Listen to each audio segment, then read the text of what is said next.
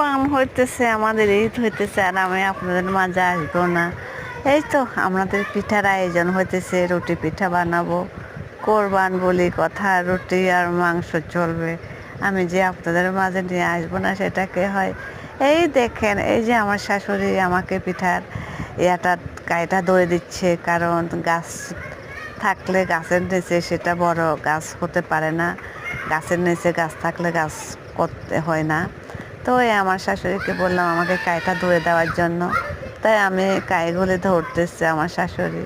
তাই আমরা রুটি বানাবো, সকলে মিলেমিশে একসাথে খাবো। তাই আমার শাশুড়ি আমাকে কাইগুলি ধরে দিচ্ছে, মানে চাউলের রুটির কাই।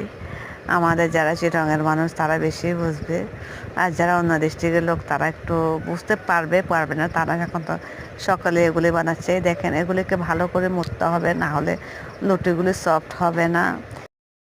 আমরা যারা রুটি বানাই অনেক করে সফট করে বানাতে হয়। এটাকে ভালো করে মতে নিতে হবে, তারপরে এই রুটিগুলি খেতে অনেক সুস্বাদু হবে, অনেক সফট হবে। এই আমি এগুলোকে ভালো করে মতে নিচ্ছি, কারণ এগুলি ভালো করে নিতে হবে। তা আমরা সকলে এই যে ঈদ আসলো, আমরা ঈদের আয়োজনটা করতেছি। আমি সবসময় যেটা তৈরি করি সেটা নিয়ে চলে আসি। এটা ছিল আমার চাউলের রুটির কাই।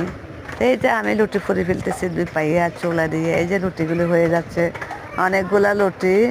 তো আমরা সকলে মিলে রুটিগুলি বেলতেছি। পাকঘরে ছিলাম সকলে, আমার জাল, আমার শাশুড়ি, আমরা আর অনেকজন ছিলাম, সকলে রুটিগুলি বানাইতেছি। তাই আমাদের তো কালকে ঈদ, সকলকে ঈদ মোবারক জানাচ্ছি। সকলে ভালোভাবে ঈদটা কাটাবেন, যে যেখানে আছেন ভালো থাকবেন সুস্থভাবে, যারা বাড়িতে যাচ্ছেন। আর আমরা তো বাড়িতে যেতে পারি, আমাদের বাড়ি এখানে। তাই তো আমরা ঈদ নিয়ে আনন্দ করতে এসেছি সকলে। তা আপনারা সকলে ঈদকে আনন্দ করে নেন।